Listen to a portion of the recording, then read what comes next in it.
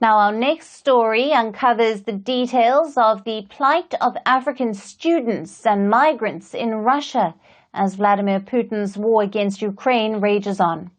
Africans are increasingly becoming collateral. According to a report by Bloomberg, Russia is forcing African students and migrant workers to join the Russian armed forces. Moscow has threatened not to renew their visas if they refuse to do so.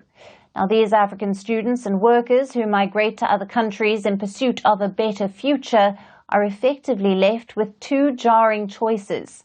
Either return back to their own country, where there are likely fewer opportunities, or agree to fight against Ukraine, which may eventually result in their death. The report, citing European officials, said that some African workers have even been threatened with deportation if they did not agree. Meanwhile, others have resorted to bribing Russian officials to stay out of the conflict. Now, Russia's practice of sending migrants to battle is not new. It dates back to much earlier in the war.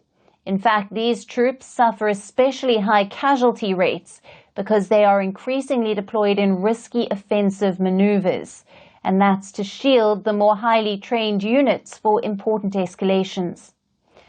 2 years into the war, both Russia and Ukraine are suffering high casualties in their armed forces, and this has forced Moscow to enlist migrants and convicts from its prisons to fuel its war efforts.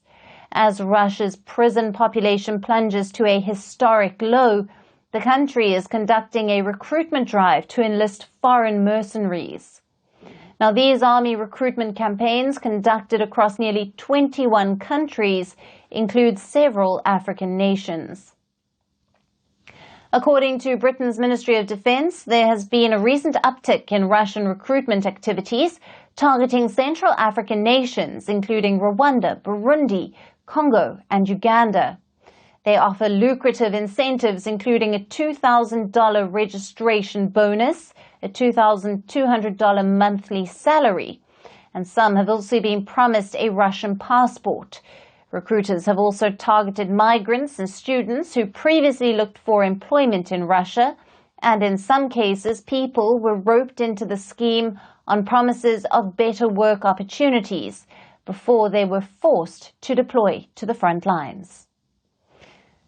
Now, there are currently 35,000 to 37,000 African students in Russia, and according to a government agency, about 6,500 African students go to study in Russia for free.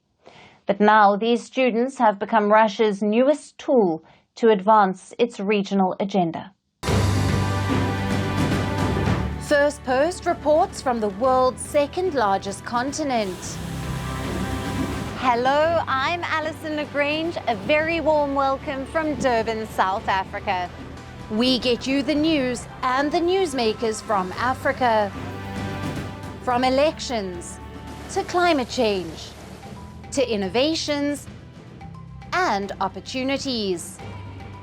As the world's attention shifts, we report from Africa, the heart of the global South. Join me every weekday live on Firstpost.